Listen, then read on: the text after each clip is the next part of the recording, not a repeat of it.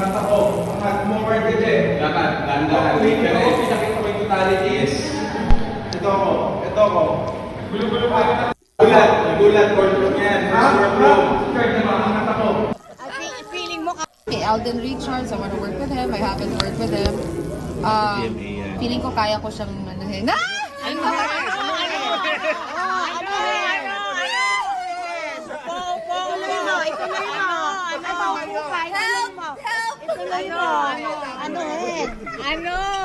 Anong meron kay Alden? Ba't siya ang gusto mong anuhin?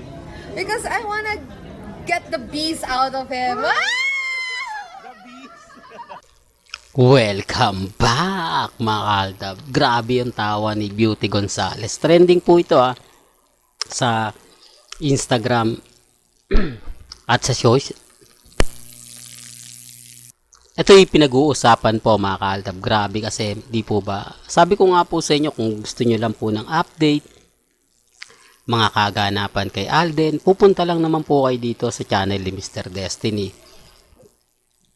Lahat naman po ng mga update, lahat naman po ng mga gusto nyo pong malaman, pabor man o hindi, malalaman nyo po yan dito sa channel ni Mr. Destiny. Ganun naman po yung mga sinasabi natin mga pinapaliwanag po natin. Hindi lang po nila matanggap na meron pang Mr. Destiny na nagbibigay nga po ng update. Sabi nga po ng iba, mayroon pa palang Aldab. Andyan pa palang nag-iisang si Mr. Destiny na talagang nagbibigay update sa Facebook. Di po ba? Alam nyo naman po, pagdating sa Facebook, ang daming report yan di po ba? Sandamakmak na report ang aabutin mo para lang pabagsakin ng page mo, gagawin nila yung lahat. Di po ba? Siyempre, sasabihin nila, may Aldab pa pala, dapat to nare-report na Ano nga po ba yung galit at inggit nga po nila sa Aldab? Sila na nga po nagsasabi na wala na raw pong Aldab, tapos na nga po raw yung Aldab, pero sila pa rin po yung mainit yung ulo. Sila pa rin po yung, kumbaga, galit na galit. Di po ba?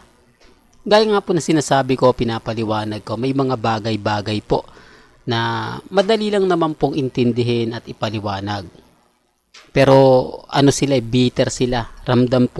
Mararamdaman mo talaga yung pagkaka-bitter po nila. Yung mga sinasabi po nila, mga pinapaliwanag po nila, halatang halata naman po. Di po ba, sabi ko nga po sa inyo, dito po sa channel ni Mr. Destiny, pabor man o hindi, kailangan updated kayo. Hindi lang po sila makapag-comment sa atin ng masakit, maanghang, kasi sila lang po yung magiging bitter. Pero subukan mo mag-comment ka sa kanila. Sigurado delete ka agad-agad. Real talk to kasi naranasan ko to Tapos kapag ka nalaman nilang Aldab ka, nako, katakot-takot na pang-iinsulto, pang-aasarang sasapitin mo. Kaya nga po titignan nyo, pagsusuriin nyo yung mga ina-update ko, di po ba? Galing po mismo sa Instagram, sa Twitter, sa Facebook. Kaya hindi nila masasabing fake news yung mga sinasabi ko kasi ramdam din po nila na hindi natin pwedeng basagin si Mr. Destiny kasi nga kumbaga umaayon siya sa mga sinasabi sa Instagram. Gaya po ng post ni Mengay na sa kanila ni Congressman Arjo daw pero pumapabor kay Alden. Ang daming batiko si Alden yan. Inedit lang yan. Walang reaksyon si Mengay. Hinahayaan niya lang. Bagkus, kumbaga magpo-post na lang siya ng single o ng mag-isa lang siya. Hindi po ba? Tama ba yon? Kaya nga po sabi ko sa inyo, hindi naman po aangat ang Aldab o hindi naman po mawawala yung Aldab. Dahil sila rin naman po yung nagpapagalaw. Yung mga update ni Alden, mga sagot ni Alden kapag nakikita siya ng Aldab Nation, di po ba? Hindi nga lang niya masabi sa live, hindi niya lang masabi on camera. Pero kapag kinausap mo siya ng kumbaga sinabi mo about sa Aldab, ngingiti ka lang yan at sasabihin sa inyo may tamang may tamang panahon para dyan. Di po ba? Yung mga sinasabi po niya, base rin naman po ito sa mga nakakasama ni Alden, sa mga sa loob po mismo ng cinema visit niya, yung mga Aldab Nation na nagtatanong, napasimple lang, di po ba? May pag-asa pa ba yung Aldab?